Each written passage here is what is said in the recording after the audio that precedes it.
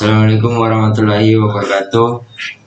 Perkenalkan, nama saya Alino Putra Mulyadi Ramadan dengan NIM 1929142049 dari kelas Tekom B 2019 dengan mata kuliah Jaringan Komputer. Di sini saya akan sedikit menjelaskan tentang DNS record. DNS record atau catatan DNS domain adalah data yang menyajikan pemetaan dan pengalamatan sebuah nama domain internet. Data ini terdiri dari beberapa jenis dan fungsi yang berbeda, atau dalam bahasa sederhananya, DNS record ini berisi sebuah alamat yang catatan mengenai server yang terhubung dengan domain. Tentu kita juga dapat mengubah dan menambahkan DNS record tersebut. Nah, di sini ada fungsi DNS record. Fungsi DNS record antara lain, yang pertama memberikan informasi tentang alamat hosting. Yang kedua, memanage domain tanpa name server. Yang ketiga, menambahkan fungsi DNS lain. Nah, di sini ada jenis-jenis DNS record. Yang pertama, A-record. A-record ini berisi IPv4, berfungsi untuk memetakan domain atau subdomain ke IPv4 yang tercantum di dalamnya. IPv4 adalah alamat IP 32 bit dengan format penulisan aaa.bbb.ccc.ddd.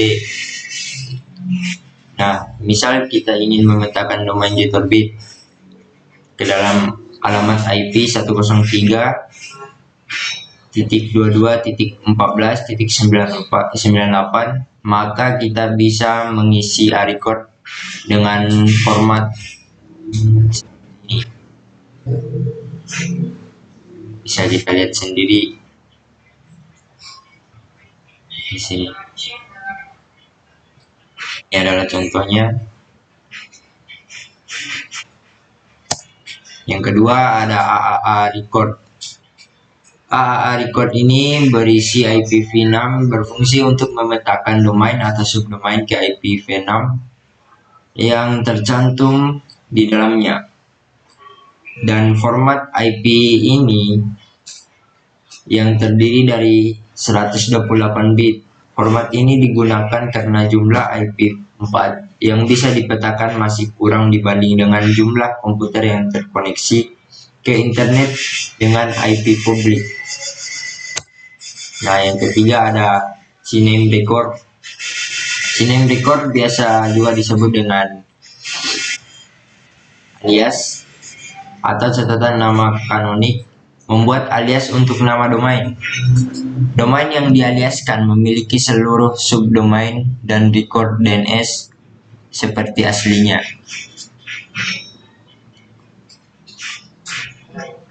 Ini adalah contohnya, salah satu contoh untuk menggunakan CNAME record seperti ini. Selanjutnya ada MX record. MX record berisi informasi lokasi email server yang digunakan oleh domain tersebut, dan ini biasanya akan otomatis terisi ketika kita menghubungkan domain ke layanan hosting menggunakan name server. Yang kelima ada TR record. TR record atau biasa juga disebut RDNS tidak dicantumkan dalam DNS record di sebuah name server. Pengaturan PTR dibuat khusus dan biasanya hanya bisa dilakukan oleh pemilik server. Yang keenam ada NS record. NS record atau catatan server nama memetakan sebuah nama domain ke dalam satu daftar dari server DNS untuk domain tersebut, dan itu bergantung kepada record NS. Dan di sini ada sedikit contoh.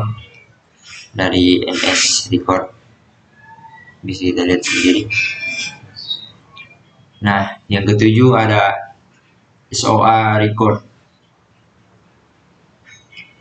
SOA record atau catatan otoritas awal mengacu server DNS yang menyediakan otorisasi informasi tentang sebuah domain internet.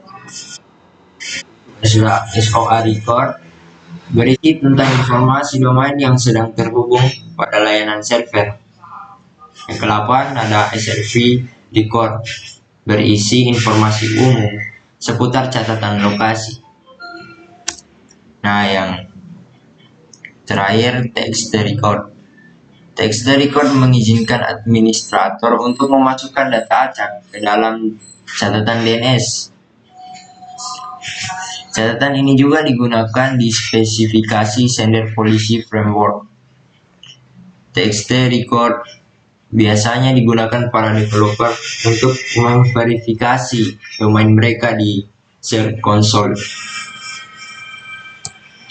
Nah, mungkin itu saja yang bisa saya jelaskan pada materi DNS record.